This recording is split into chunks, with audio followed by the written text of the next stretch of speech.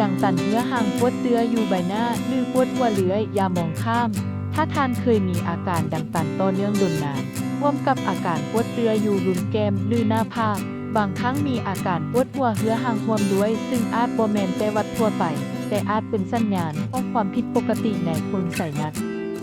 โพรงไซนัสแม่นซองอากาศน้อยอยู่รอบโพรงดังหน้าที่ของมันคือช่วยให้เสียงกองและลดน้ำหนักของกระดูกใบหน้าเมื่อเกิดการอักเสบเหือห่างหรือมีสิ่งผิดปกติเส้นซีดหรือก้อนเนื้ออาจเฮ็ดให้โพรงไซนัสอุดตันและเฮ็ดให้เกิดอาการดังตันปวดเตืออยู่ใบหน้าหรือปวดหัวเหือห่าง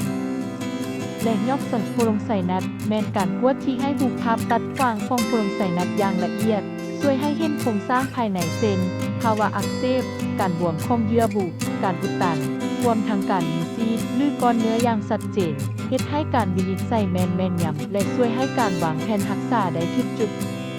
การกวดนี้เหมาะสำหรับผู้ที่มีอาการเนื้อห่างรักษาด้วยวิธีทั่วไปแล้วบ่ดีขึ้นหรือมีอาการกำเริบเรื่อยการรู้สาเหตุที่แท้จริงแต่เช้าช่วยป้องกันการลุกลามและลดโอกาสเกิดภาวะแทรกซ้อนเช่นการติดเชื้อลุกลามไปตาหรือสมองถ้าท่านมีอาการดังนี้ดังตันต่อเนื่องปวดใบหน้าเลื้อยปวดหัวซ้ำโดยบ่รู้สาเหตุการเข้าหับการปวดในเงาเสริมโพรงไซนัสจะช่วยให้เข้าใจปัญหาได้ชัดเจนและจัดการได้อย่างเหมาะสมดูแลสุขภาพให้คำแนะนำการปวดสุขภาพและคำแนะนำการเดินทางมาประเทศไทยอุบลราชธานี